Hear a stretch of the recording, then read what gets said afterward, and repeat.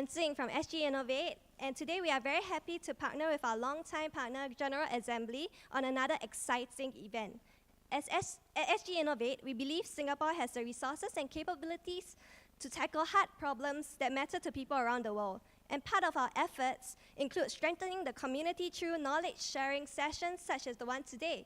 So without further ado, I will pass the mic to Gabriella from General Assembly to start us off. Hello everyone, hi. My name is Gabriela, and as she mentioned, I'm from General Assembly. May I know how many of you have heard about our company? Hands up. Hi, nice to see you again. For these who are here first time, we are a tech education company. We are focusing on education of applicable skills. Skills like digital marketing, UX design, coding, data science, data analytics. So if you want to learn something new, just go to ga.co or talk to me after the event. As well, we provide also trainings for corporates and for companies, so we can chat after the event. But for now, it will be Susanna and our amazing panel, and we will be discussing mental health, well-being, and artificial intelligence. So enjoy the event and have a good time and ask many questions. Thank you.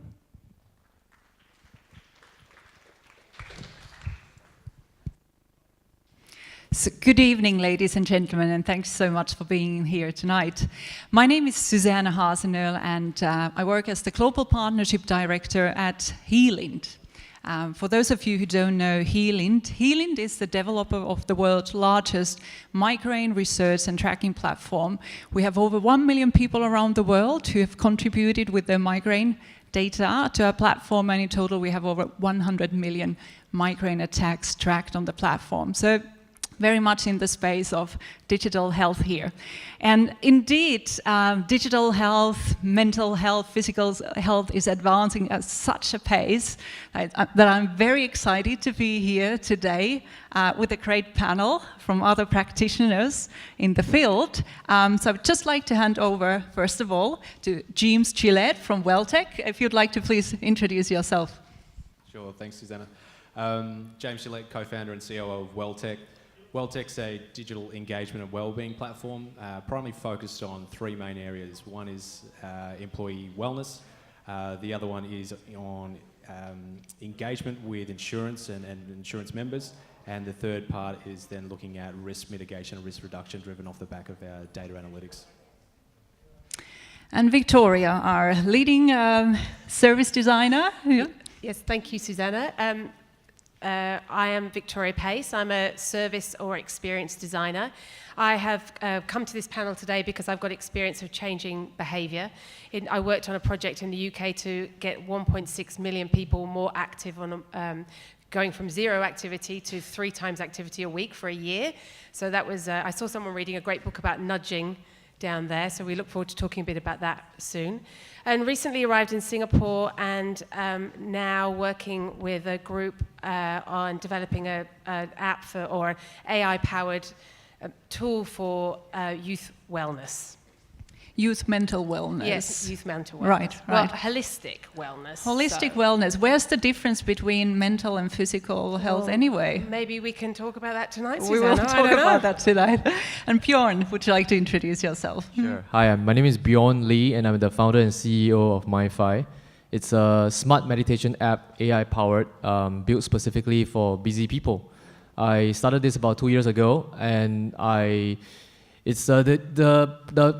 the app is probably like a summation of my past 7 years of meditation experience, as I went from suffering chest pains when I was running a company in Silicon Valley, all the way through to my career over the past 7 years, and really just trying to find a balance between our hectic lives, where we are really checking our phones almost every 5-10 minutes, to learning this amazing skill called mindfulness. So hopefully I could talk more about that and how AI plays a part within our app as well. We focus a lot on helping you to be mindful with your eyes open and helping you find time in a busy schedule. And we will learn more about that later on during the panel. Well, thanks for that. So lots of interesting know-how here in this panel about employee health and wellness, youth mental health, how to get people moving, or how to calm down, right, at a given point in time. So indeed, also if we look at globally at things, it's a very exciting time. FDA in the USA has just approved first digital therapeutic for Alzheimer. We also have other exciting events there, such as the approval of substance abuse programs. So we clearly see a tremendous progress also on the side of regulators to approve digital clinical therapies. Next to the technological advancement, AI and so on, there's also another big trend which is not to be overseen, and that's in terms of demographics. So to get us all a bit warmed up today, I'd like to do a little test or quiz here with you, dear audience. And yeah, we all know that the world's population, currently over 7 billion people, is getting older. But does anyone know how many people do we have currently in the world, so out of the 7 billion people, who are 60 or over? Do we have any guesses here? Anyone know? So 50% of... 15% of the world's population being over 60. Roughly there. So currently we have 1 billion people who are 60 or over. Yeah. But the interesting question is, moving forward, a good 40 years or so, so in 2060, what do you think is the number of people over 60 then, in 42 years? So we are at 1 billion now. 35. The experts expect 2 billion people who are 60 or over, and the trend continues. My final question to you, audience, at this point in time, in 2075, how many people over 60 do we have in the world then? The estimate is 3 billion people over 60 out of a total 11.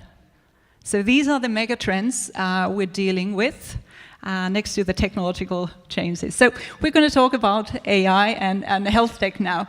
So lots of happening in the market right now. So with this great panel of experts, would you like to share your views on the status quo of digital interventions for mental and physical health currently? Yeah, I think it's one of the hottest spaces going around in the industry at the moment, and that's purely governed by how much you're seeing from investment going into that. Specifically, I think quarter on quarter you start to look at probably the last 18 months, and every single quarter investment going into this space is significantly increasing, right from everything on the preventative, proactive, right through to sort of the healthcare spend. It's multifactorial and multidisciplined, so yeah, but probably heavily swayed by the fact that we are heavily entrenched in this particular industry as well. So one of the hottest industries to be right now, would you say? Yeah, look, absolutely. I think the power of technology and what we're seeing with AI is really starting to change and influence the outcomes which we can produce from that as well. Victoria? Well, I think you're right. It is a hot area. It's also quite a cluttered area. So there's approximately 360,000 apps in the App Store at the moment that call themselves health and wellbeing apps. And of those, about a third relate to mental health and wellness. So we know that there's lots of apps available, but what we don't know is what is a bit concerning is how many people are actually using those. So I'm going to do a straw poll like Susanna did. How many people here would have a health app downloaded on their telephone, on their device? And how many people here use those regularly? You're unusual, because normally it's about, you're obviously an engaged audience, but it's normally about 15% of people that download an app actually then go on to use it once, twice, 3 times. So I find that quite alarming, especially as we're moving into this space where we're looking at youth and young adult wellness, and we think, what's our solution? And everyone jumps straight away to, we've got to have an app, but actually, is that the right thing to do? So I think it is a hot area, but I think it's really busy. But so if we look at the digital interventions that are successful and those that are not, amidst hundreds of thousands of choices that are out there, would some of you like to offer some views about what are the success factors in this field? So what kind of mental health apps cut through the chase? I'm happy to answer that before you guys jump in. Sorry, Bjorn. There's been some really interesting research coming out of Northwestern University in Chicago about this, that shows there's really key elements that are needed. One is that it needs to be based on robust clinical science. So the app needs to have be supported by research and clinical research at that. But it also needs to have excellent UI. And I think what we've found in the past is that we've got these wonderful apps or these well-intentioned apps that have come out of research labs, but they have a terrible UI, or these ones that are beautifully designed, but aren't meaningful and don't engage their customer for long. So that's what I've seen in the research I've done. Bjorn or James, would you like to share a little bit more about the services that you provide? Is there a clinical part in them? How much of that is wellness? What's the split? What do you see working in the fields that you're active in? Yeah, so we really work on the preventative side of things. So that's really engaging people before they get to the point of needing that clinical care. So we partnered with Deakin University out of Australia, which co-scripted our preventative mental wellness and stress and resiliency programs as well. For us, it's really working on that first line of how do we start to broach this as a pantry or a sort of a kitchen water cooler type conversation within a workplace specifically, so that mental health, which has historically been such a taboo subject, is something that people are going to start to have a conversation about. And that's not only, I guess when we look at mental health in our world, it's not just, mental health for us is very much like physical health, where you can be mentally unwell, but you can also be mentally well. So how do we raise the awareness around mental ill health? So signs and symptoms associated with depression, anxiety, social isolation, but then also move that to a space which is also around cognitive performance and understanding sleep and understanding what stress does, because acute stress at times is really important for us, but then also what the effect of chronic stress can do to us. So starting to broaden that sort of education base specifically on mental wellbeing before we can then start to hopefully have less and decrease the amount of people going through to that clinical care. Just before I come to you. But you said earlier that you work in the prevention field. So are you kind of saying that, okay, if you work in the prevention field, you don't need like clinical evidence to kind of back that up? Is clinical evidence, should that not be in the prevention space or not? Yes, sorry, I probably missed your point there, but everything from that work with Deakin University is clinically validated and scientifically proven. So what sits underneath that preventative education sits some heavy evidence-based scientific research frameworks, which has been able to bring that to market, but then being able to make it so it's palatable for the end user to be able to digest, rather than it being stats, facts and figures for them to have it to consume.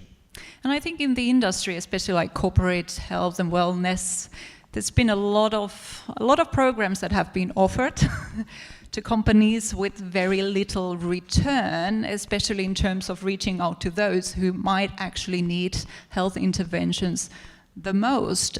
Is there something you'd like to say about that? Yeah, so for us, it's being able to take people on a user journey, which not only gets to understand them as an individual, but helps the organisation drive business benefit as well. So I guess for us, we work on a two-pronged approach. One is to help take a user on an individual personalised journey, which can then start to push them down specific user paths, whether that's around improving their physical well-being, whether that's being able to improve some of the core functions that are related to mental well-being, but then also being able to help the organisation drive business benefit by what we're seeing off the back of the trends from the data side of things. Right, we'll come back to the data topic in a moment. Bjorn. Yes. Well, I mean, before I started this company, I think I actually, decided that when I decided to actually jump into the space, I sat down with several clinical psychologists, psychiatrists, based here in Singapore, but also reached out to some of my some friends in the US as well.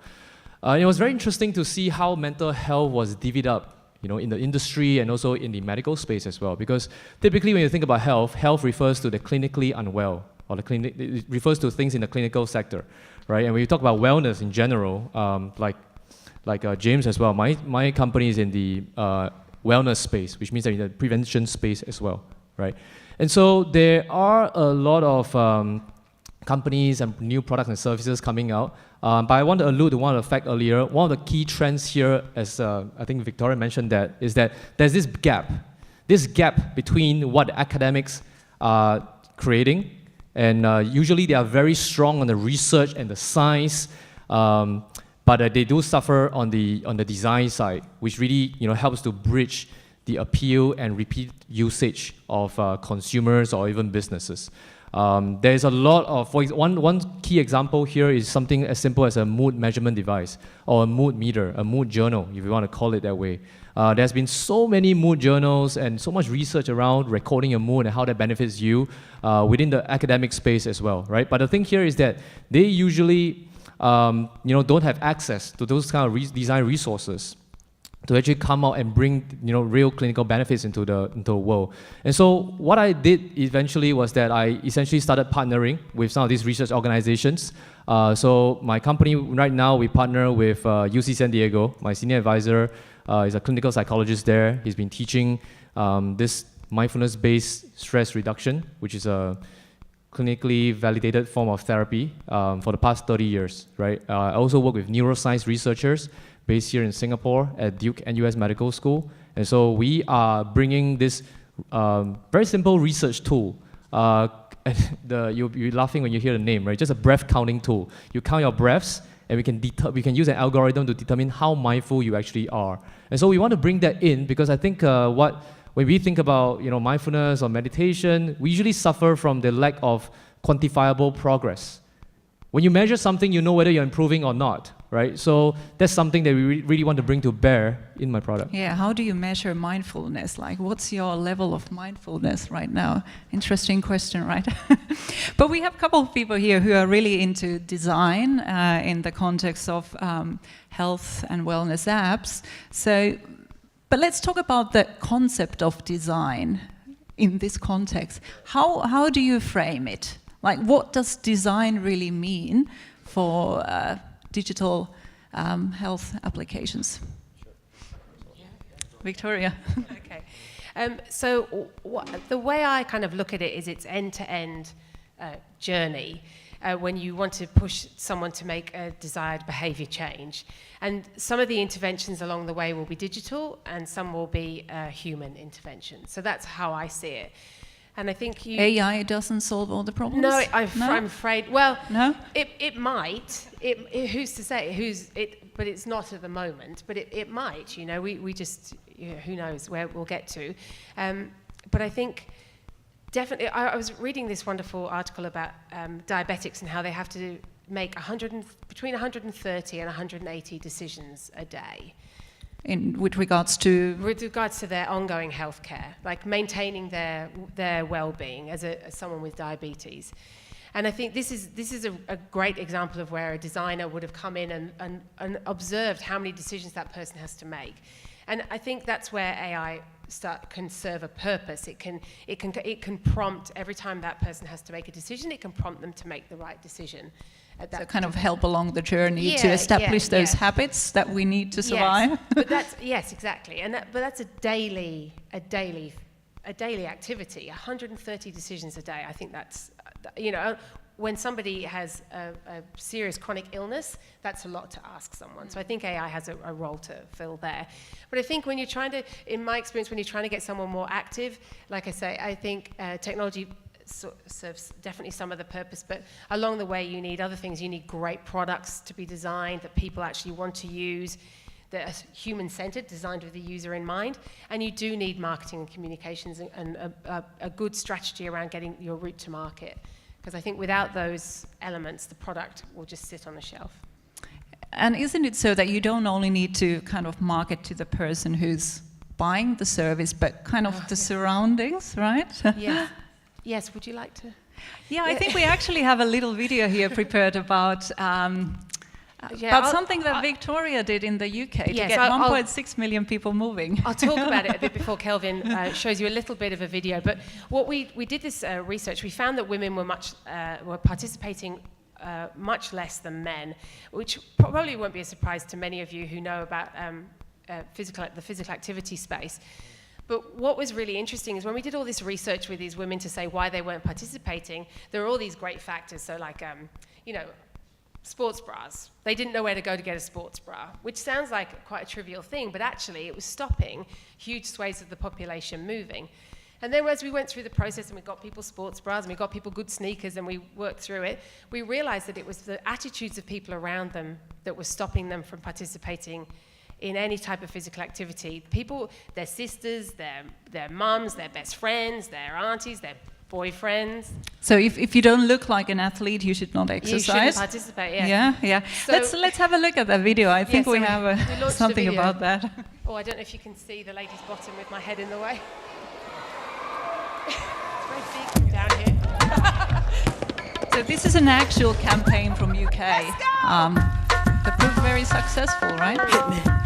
It was, but it was successful, I think, because of everything we'd done around it. So this is what I mean about marketing is part of the story, but actually the product was so important. So what we had to do was make sure that none of you are listening. We had with those bottoms there. We had to make. I don't care. They can watch the video. But we had to make sure that when these women decided to move, that there was a place for them to go that was welcoming. Because I don't know how many of you have gone to a gym and you walk in and it's full of muscle men or muscle women, and you just think, I'm turning around, I'm out of here.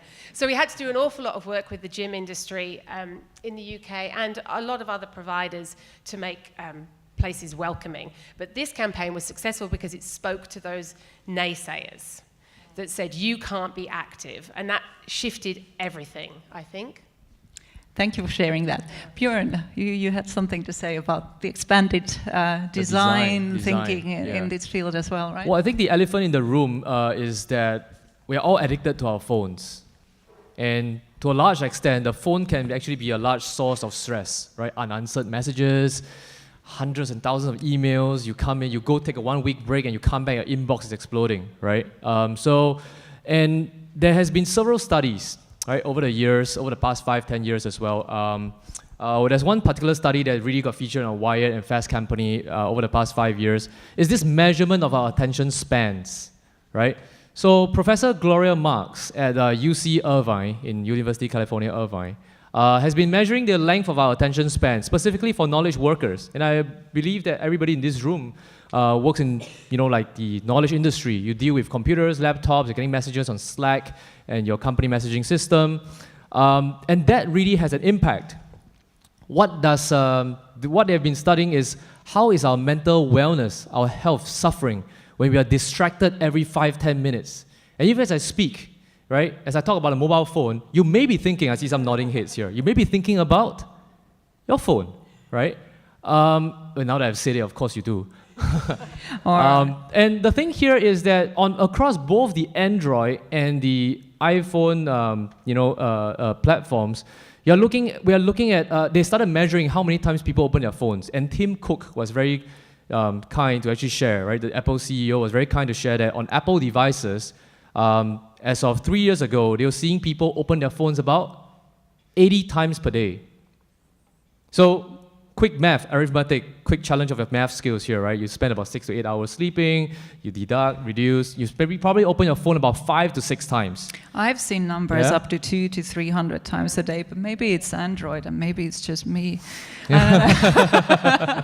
Android's higher, actually. Yeah. Oh, what does that tell Yeah. about So what me? what we have been doing, so what we've been doing here is that as we in my company think about building a technology product, it's very important to know how much we do not hook the users. The right? ethics of service design. Exactly, right? the ethics of the design. Give a break, yeah. All right. Well, let's get a bit more specific here as well. So we covered quite a range of topics, from mental well-being, meditating, stress, exercising, work, and so on. But perhaps we can do a quick poll here and ask each of you, which are the most pressing mental or physical health issues that you think that we as a society should deal with priority, and where AI can help us most? Yeah, I'll tackle that first. Well, look, so from where we sit, stress is probably one of the biggest ones, which we look at mental well-being from. 72% of Singaporeans are affected by workplace stress, with the average cost of a stress claim costing $345,000. So if we can start to influence... Sorry, can I ask an average cost of... A mental health claim. Oh, sorry, a mental health... Mental stress claim, so workers' compensation. Claim. Claim. If you sue your employer. So if you go on to a mental stress leave, the average... Can we do that? Your insurer might not like it. I don't know, I've never heard of it. So look, there's a significant insurance impact off the back of it, and what we mentioned earlier was, you know, acute stresses, can be quite good for us, but when we're exposed to that for a prolonged period of time, and the downfalls, particularly then how it can then influence and deteriorate our mental health, is quite significant. And so how is AI helping with that? Well, I think, again, relating it back to our world, when we start to have a look at this whole quantified health revolution coming into play, these devices on our wrists is certainly one of those things, so wearable devices.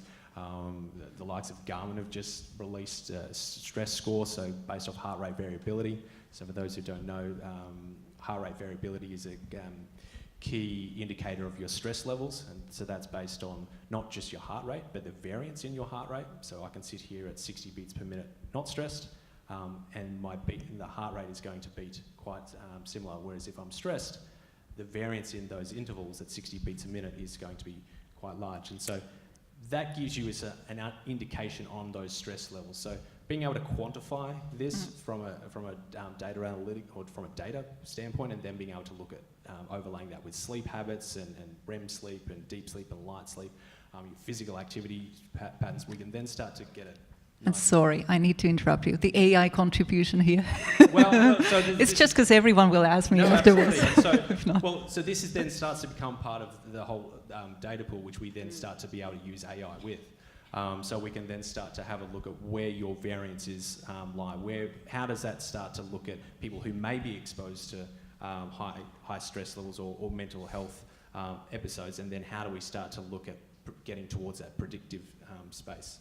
So that's what you use AI for at WellteQ, or something else? That's what we're moving towards, yeah, absolutely. Right. So we're moving this journey to become more that predictive wellness, precision wellness, where we can start to intervene behaviours prior to that actually occurring. And right now, where do you think you're on that AI journey?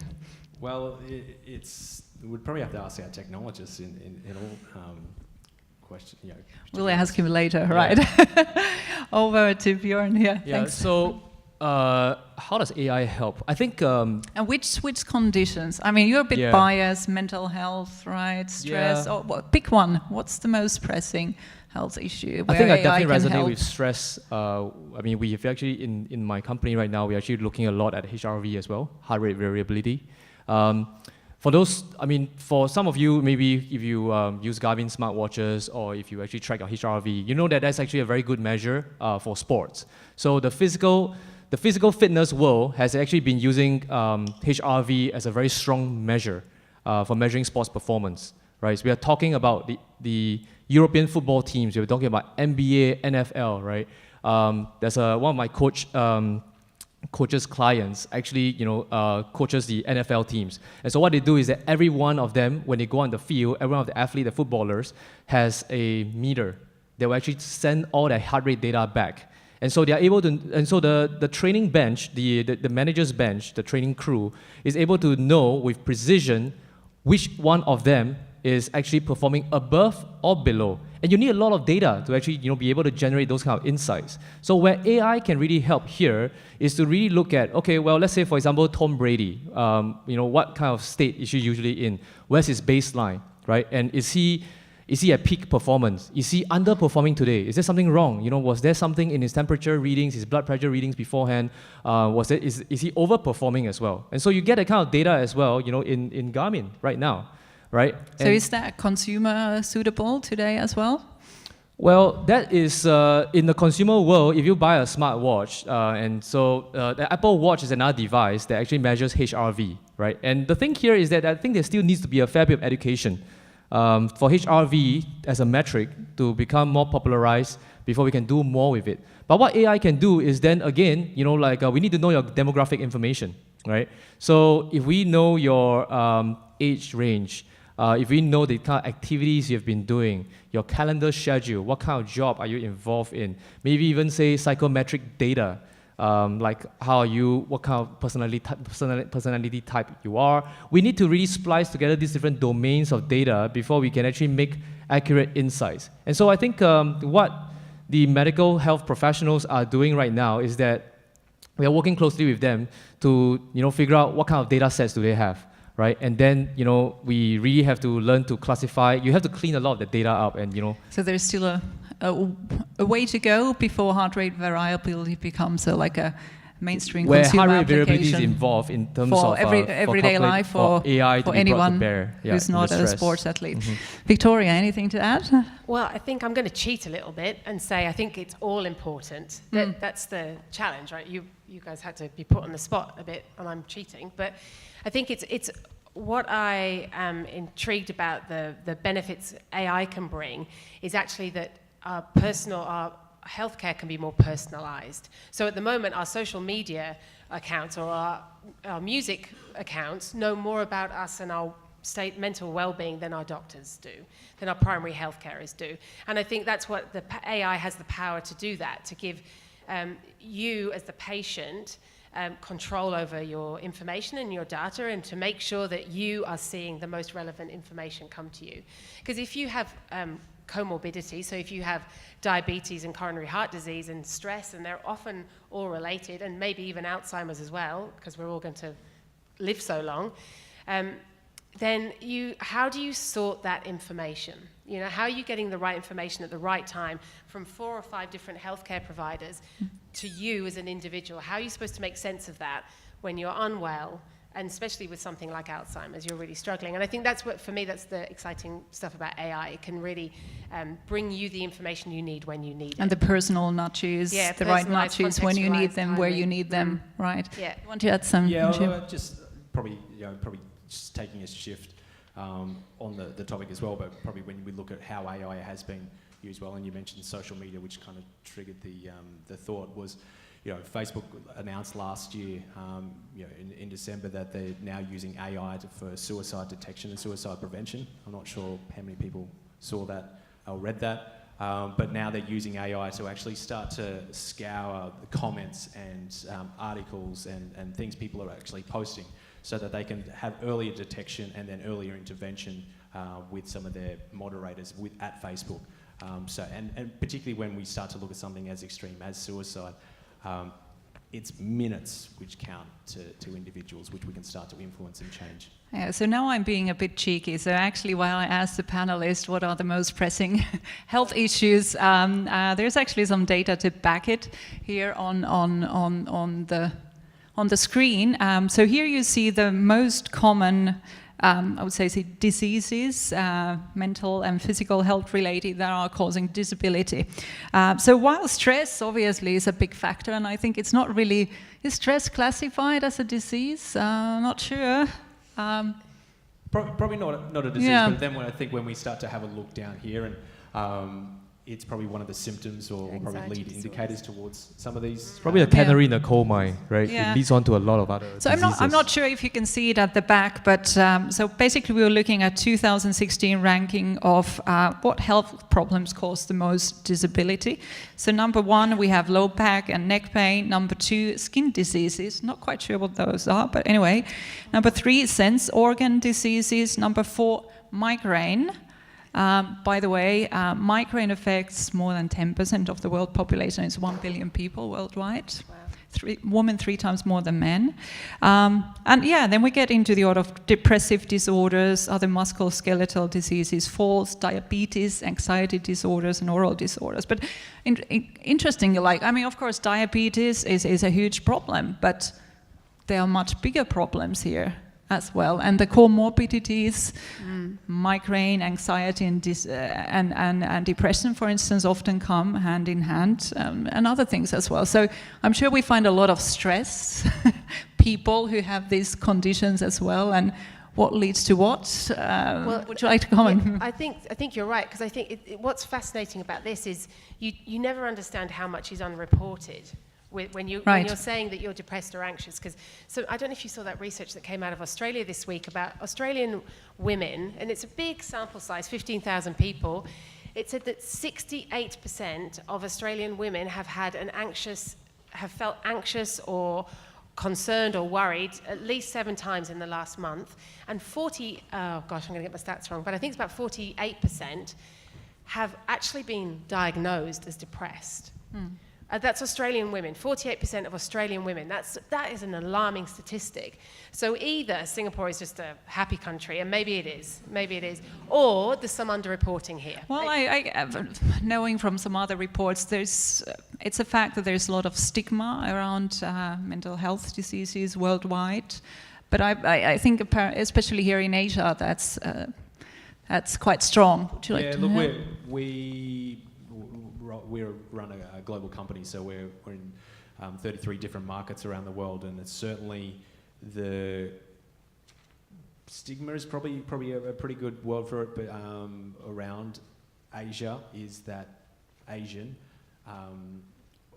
aren't exposed to mental health. Certainly when you start to look at probably more of those mature stats coming out of Australia, the US, Europe, certainly I've broached this topic time and time again, and certainly not willing to disclose who those organisations are. But when mental health came up, it was a deadpan look and said, "Oh no, that doesn't affect any of our workforce." Denial, right? Yeah. Don't see it, doesn't exist. Yeah, but then the stats come out to say 72%, as mentioned before, are affected by workplace stress. So. It's a maturity, particularly from a there's usually a number to actually measure how ready or how prepared a country is to actually solve some of the mental health issues in any country, and that's set by the World Health Organization. They actually set the number, and correct me if I'm wrong, maybe you know something about this, is that it's 3.0 mental health professionals for every 100,000 citizens. Right. And how many doctors or nurses will be at? So, good question. Mental health professional is defined as a psychiatrist, psychologist, even counselors as well, right? Added therapists.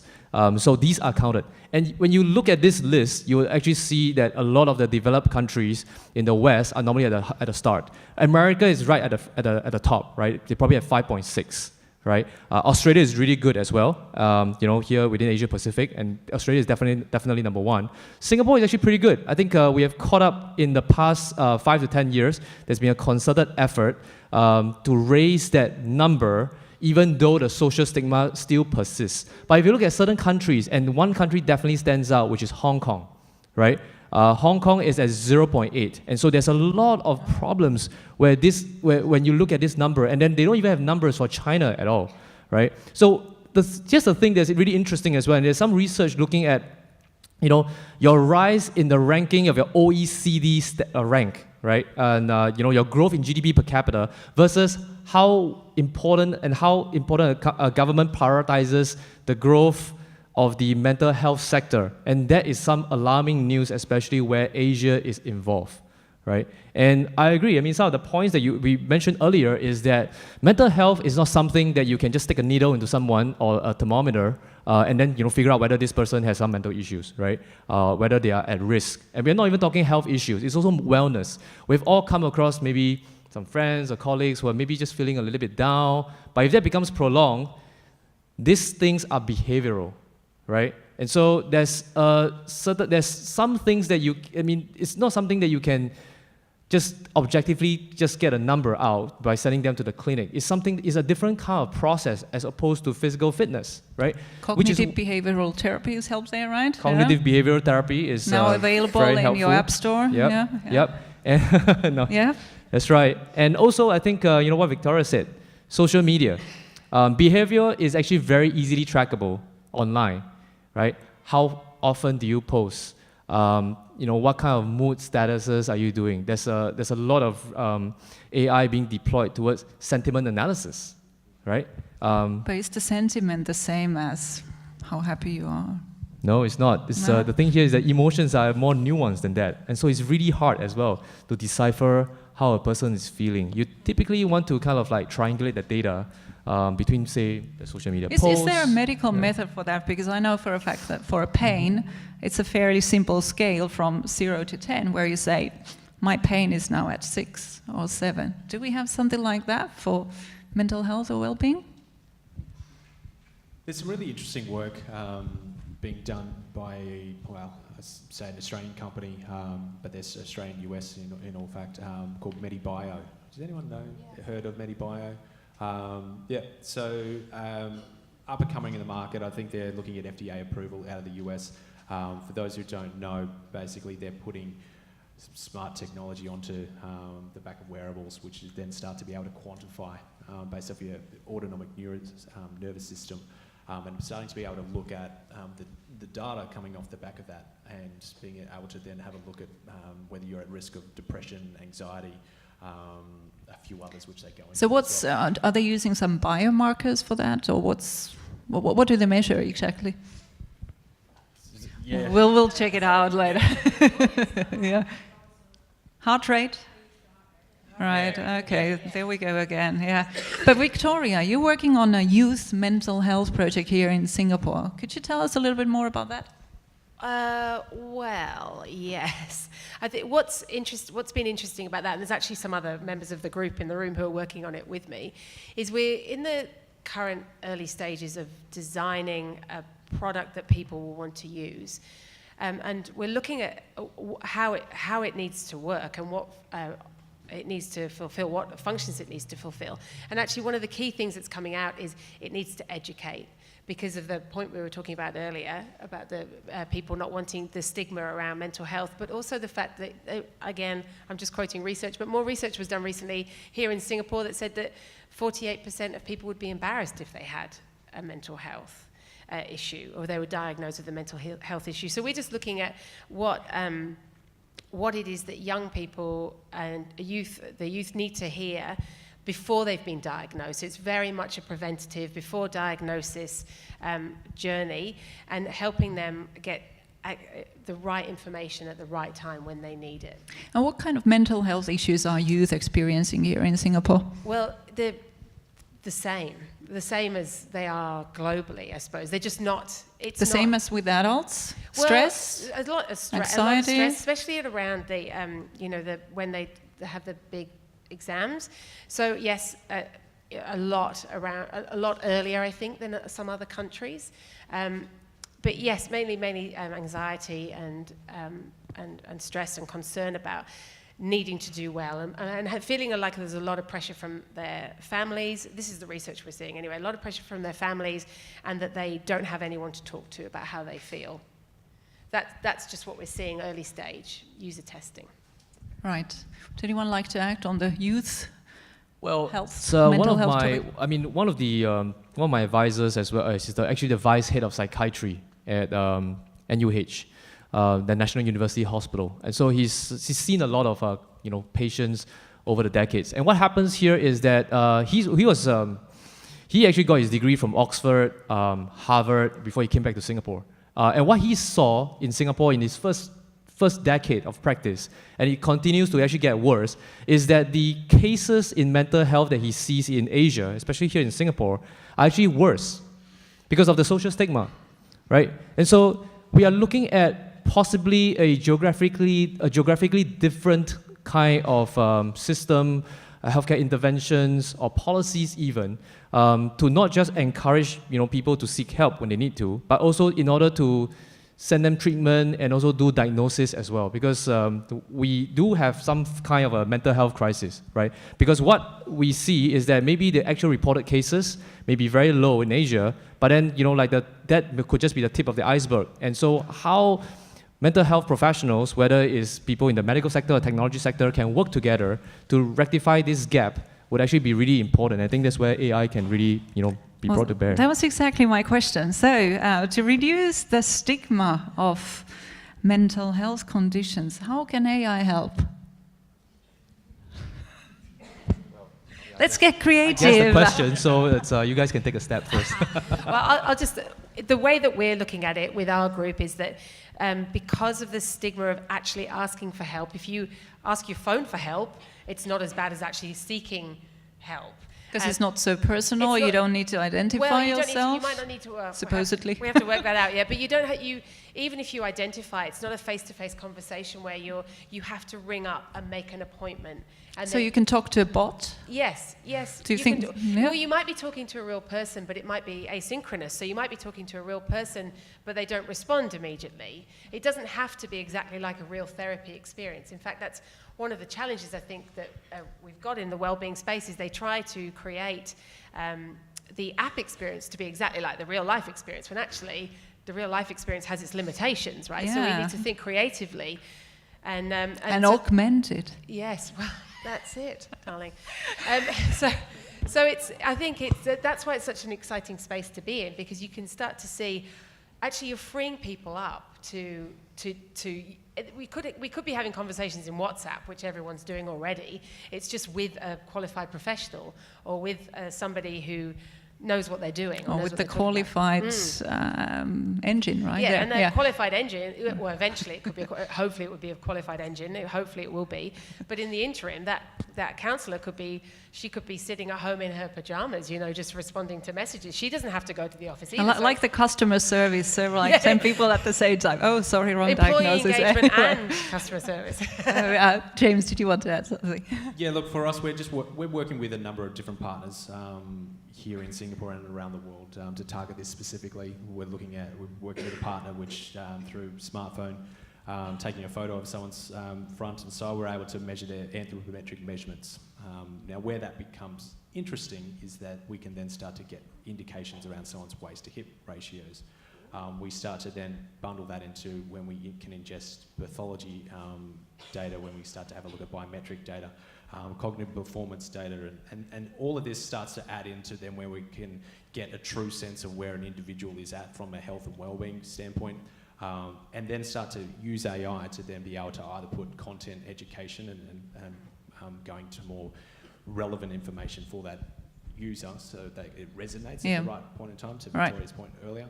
And then being able to work with organisations around their EAP, so employee assistance programs, for those who do have them here in Singapore, to be able to increase the utilisation of that. So raising awareness of that particular service offering so that, again, if we're seeing deviations from what we know that it's normal behaviour is, right, they've got that relevant point of care.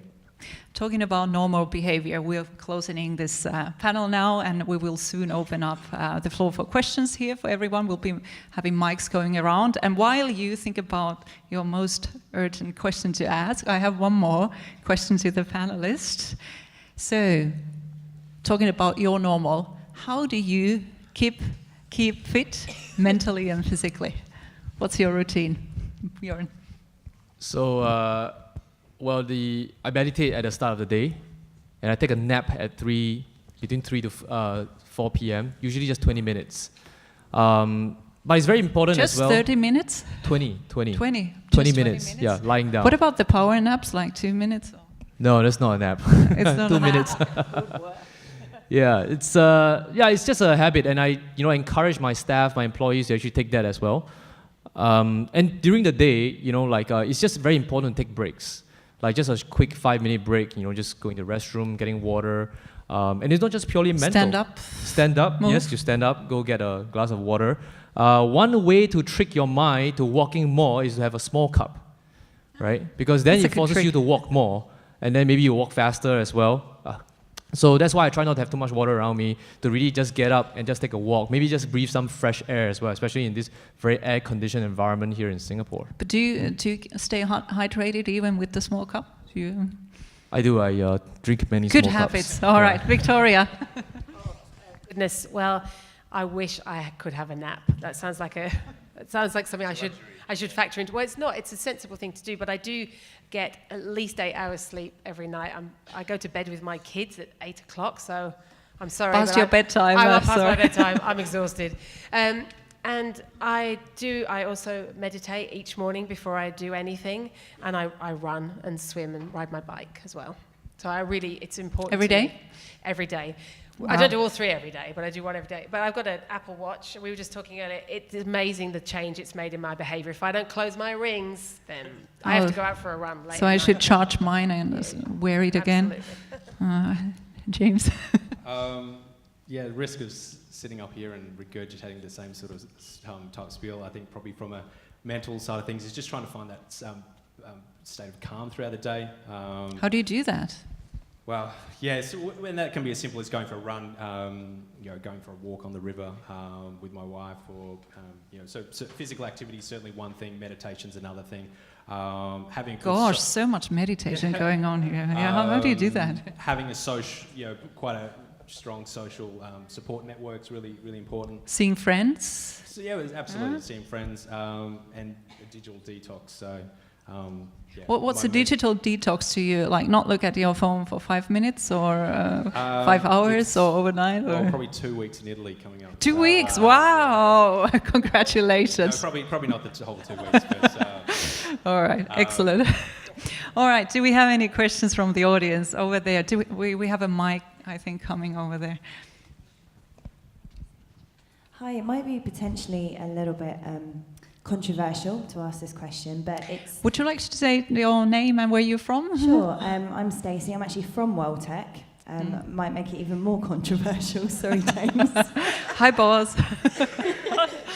But there's been a lot of talk on the panel around measuring mindfulness, around using technology to talk about our mind. But the reality is we barely even understand the mind, let alone the brain, let alone the mind. I kind of feel like it's a bit of a juxtaposition to be using the terms AI and mental well-being. So my question is, with so much pressure already, particularly on millennials and actually everyone around social metrics, and measurement and what we've got to live up to and what's normal, should we really be using AI in this context, and isn't it actually making the problem worse? Yeah, are we over measuring it? Should we trust our instincts and guts and listen to ourselves as opposed to AI? Looks like this is a test. It's going to be a stitch up.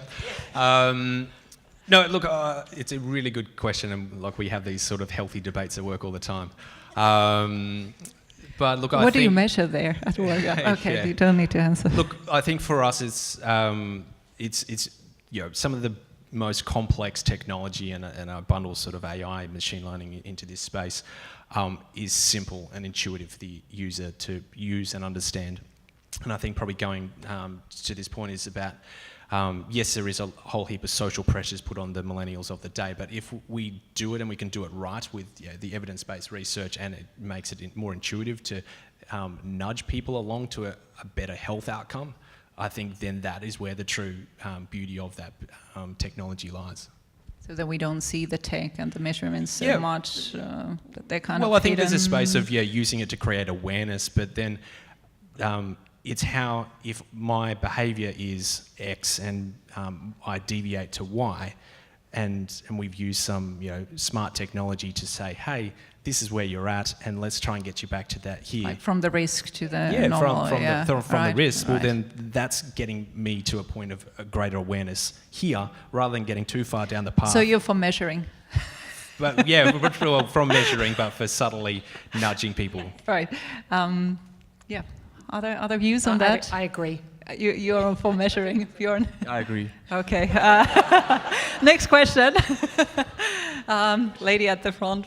Sorry. We have a gentleman with the mic there. Sorry, yeah. So I'm actually, before that, my name is Biju. I work as a technologist in a bank here in Singapore, Macquarie Group, for the Aussies on the panel. Just to follow up on the question that was just asked, I'm a technologist myself, and what we do at the bank is to try and use, some kind of artificial intelligence, some kinds of algorithms to predict stock prices, and we know, it can be accurate to certain levels, and it can be you still need people manning the fort there. Back to the question then is, how do we measure that accuracy in some of the applications that we're talking about? In terms of... I mean, how do we know that it is indeed giving us right results when we don't understand the problems in the first place, because it's so complex, like the previous person pointed out. Yes, you can nudge people in a certain direction, but you know, if the results itself are not viable or not accurate, because each person is so different, how do we trust it? And question number 2 on the back of Let's that. take one question at a time, otherwise we forget it, okay? So, the accuracy of measurement, and I think this also relates to the topic of bias, right? What's the objectivity there, right? Go again, or? Well, I guess, as far as I'm concerned, or the way I look at it is often you have to look at indicators, right? As you will do, leading and lagging indicators, because we don't understand and we don't know exactly what we're trying to get to. We don't know the mechanics exactly of what's going on. So all we can do is use these leading and lagging indicators. That's pretty much all we've got. And they... Sorry, could you explain what is a leading and a lagging indicator? Like when you're looking at measuring something and you don't quite understand it, you look at what's the lagging is like you have to look retrospectively at what happened and say, did that work? But the leading is kind of as it's happening. Well, so heart rate variability is an example where we would look at heart rate variability and go, we think this is as good a metric as we've got right now because it's been used for years by elite athletes, it's been used for years by in clinical settings, but it's only as more and more information becomes available to us and AI becomes more and more sophisticated that we can use the lagging side of it, where we can kind of look back and go, we were wrong all that time, or, oh, good for us, we got it right. So in summary, accuracy is just a wild guess to start with? No, I think for some things, for physical health and wellness, it's not at all. And I don't know, educated guess. Educated. But I think for mental health, to Stacey's point and to your point, I think it is complicated, and we should lean into that a little bit and own up to it. Okay. What do you guys think? Maybe if I can just back that question up, I don't mean to go too much on tangent, but with this educated guess, are we also then are we standing a risk of users of the app not going to an actual therapist, but relying on the application itself just because of the stigma that's associated with it, and how do we overcome those challenges? Thank you. I'll stop talking. Well, that's a loaded question. I'm going to try to answer that. You are the technologist, I'm not. So I will try to explain that more from like the non-technology standpoint and what I know about AI. Is that, fundamentally for AI to work, you need a lot of data. Right? I think we can all agree that you need a large data set. And fundamentally, the most important field in AI, in data science, is mathematics. The danger, and you're right in pointing out, is that we tend to go with the law of the masses when we look at scale. And we may actually assume that what most people are experiencing is going to be applied for the same person. And that's the danger. That's the danger. So I would say that we need to be very circumspect when we think about applying AI to mental fitness, to mental health. And it's not just mental health as well. I think it's the same thing when it comes to diagnosis of physical health, physical diseases, right? Whether it's cancer, diabetes, heart attack. The key thing here is that I don't think that we have to look at the value chain of health delivery. In the case of mental health, we have to look at where along that value chain makes the most sense for AI to be applied. And I think in terms of rolling it out in the early stages, and make no mistake, we are in the early stages right now, we have to work with the health professionals. We have to actually tap on human intelligence, right? And really take the role of augmenting and really don't think about replacing it for now, right? And there are definitely some parts of the value chain that that helps, right? Taking a leaf from the book of physical health as well is that we are training neural networks for certain algorithms to detect heart diseases, right? Coronary heart diseases. It's an AI beside a heart surgeon who will be looking at the data, looking at what the AI says as well, and looking at what they might have missed out. And I think that's a win-win situation, right? And that's really that kind of dualistic model towards pairing human with AI intelligence, I think definitely has to be the model in mental fitness, even physical fitness. Yeah. Thank you. I think we still have time perhaps for two more questions. Lady at the So front. I have two questions. Is it okay? Sorry. I'll ask them quickly. The first one is we were talking about the bots, right? I mean, bots replacing the therapist or the psychologist.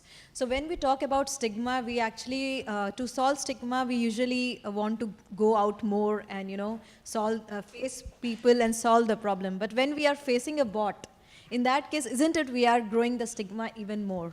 Because we are confining ourselves. So what are your views on that? Are you saying we are discriminating against machines? We do. They have feelings too, right? Yeah, they have feelings. I can take it first.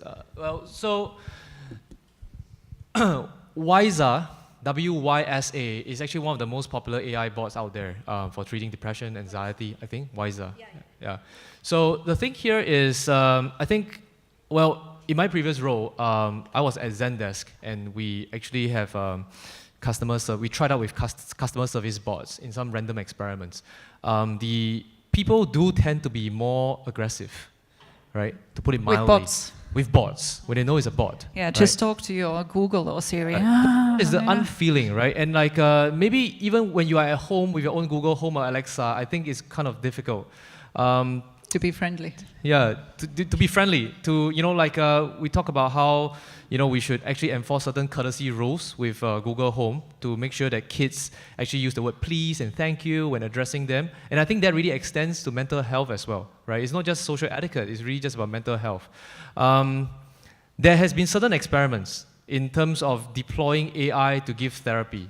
And by and large, I think we are quite far away from seeing a very intelligent and empathetic, you know, AI chatbot. So I think therapy is one of the fields whereby humans will really stand to dominate. But that's not to say that there is no role in using AI to help them scale as well. Because a chatbot, or maybe just about any bot, right? Maybe there needs to be very low AI as well, can really help in serving up questionnaires for, you know, just for detection, diagnosis. Those are things that you could really remove from the therapist world to actually make the entire process more time efficient. Thank you. We have a mic at the back, the lady in red. Following on from that, thank you for your clarification, but what are the benefits and risks of delivering healthcare solely through technology? Excellent question. After all, we're dealing with patients. So what about the human-to-human interaction? I think we're forgetting that. Yeah, I've got pretty strong views on that, and I don't believe that technology will ever be solely responsible for delivering healthcare. I think it's an enabler. I think it's quite good at, you know, as you mentioned before, around that early detection and early notification to a user can help you know, take people on behavioural change journeys, but you're absolutely right. We're humans at the end of the day, so there's part of that sort of empathy, that connection, that the neural pathways which are reformed when we actually can get that physical stimulus from that those users. Interesting. IBM today went to announce back in Australia that they're wanting people to come back to the workplaces purely for that sort of face-to-face interaction with their team members. I also think that humans are quite irrational, right? So you can't rely. I don't know when how a machine can learn to behave, to deal with the way that a human behaves. So even though we know that we shouldn't drink or we shouldn't smoke or we shouldn't eat fatty food, we still do it. So I think that's why the human interaction is so important to me, because they can understand human to human why they're not behaving the way that the practitioner thinks they should. Do we still have more questions? Okay. Do we have mics going around? Yep, please. Yes. My question is in line of the previous one. I, myself, had anxiety disorder, quite severe form of it, and I've been in therapy for over 4 years. And one of the key things therapists always put on the table is that be very careful with measurements, because this is a form of control. And when we control, then we get away from overcoming the mental health problem. So when designing apps, perhaps one potential threat could be that people use it as a way of controlling, of shutting down, like, you know, when people just look at the phone instead of paying attention to what whoever is saying. So how would you think about it? How could you design an app that cannot, doesn't end being a problem for the person with a mental health problem? Excellent question. Yeah.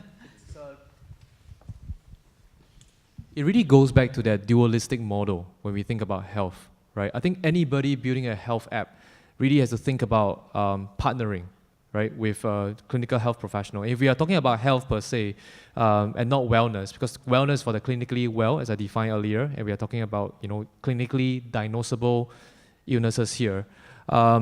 There's a lot that are surprisingly, I mean, this shouldn't be a surprise, but there's a lot of regulations, right, when it comes to diagnosis, right, for physical health and definitely for mental health as well.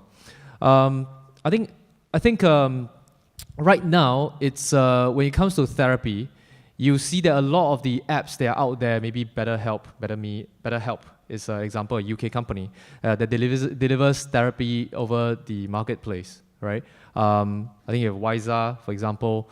Wiser is not clinically proven, right? I think they are working towards that direction. But I think what technology can help for app developers is that they really do have to dig into the clinical depth, the scientific depth, right, before they actually try to attempt to solve this problem. Because otherwise, I think the model for mental health delivery over digital means, whether it's a website or apps, is to really just provide a marketplace, open up access, right? Because I think when we talk about the issue of Hong Kong or maybe any other country in the world where they're suffering from a lack of mental health professionals, it's then really important to think about how you can open up access, right?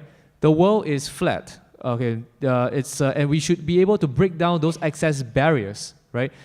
Through digital means. And I think that really should be the model at first. But that's not to say that we shouldn't maybe invest some time to develop some products alongside these professionals as well. Because like I said, when I started on this journey, and I faced a lot more no's than pitching to investors, right? A lot of the researchers, the medical health professionals, they don't learn about mental health, they don't learn about digital methods at all, right? So I named some of the top apps that were available, for mental health, and I rattled off about 5 of them. I got blank faces. I was like, oh, I didn't know about this. I've heard about it. I'll refer it. It's, I think, in that sector as well, there needs to be a drive, right, by the educational institutions to really, start doing research, partnering with the enterprise world. So it's really both worlds for the technology world and the healthcare sector to reach out across the aisle, right? To really, shake hands and try to explore. Some more questions? Final question? Okay, we have a mic here.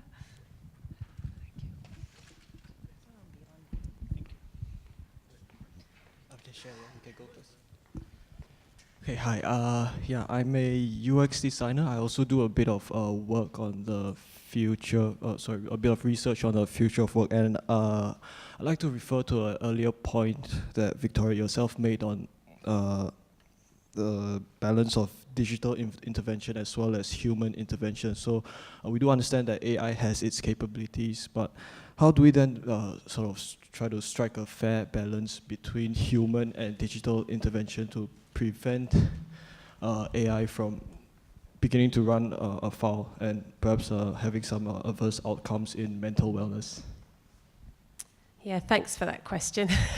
I do think I think we've kind of alluded to it already, and I think it's again the way I look at it is it's looking at that user journey end to end and saying what intervention can be digital or AI powered by AI, and what needs to be a human intervention. So I do see, like in marketing, you have to segment down your audience and chunk it down to what different people want to hear and when they want to hear it.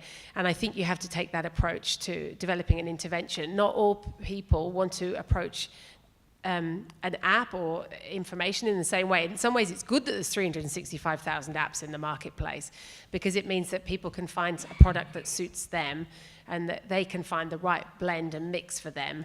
But I do think, like to the points earlier, it's something we've got to be mindful of. You know, we've got to understand the limitations and when we're asking too much of it. And I think that it's a really tricky point. Yeah, to find the balance. Actually, maybe this is a little bit to your point. This alludes a little bit to your question, and also the question from the lady and the gentleman at the back as well. There are some mental health programs, mental health illnesses, maybe not illnesses, as long as they are structured, right? I think apps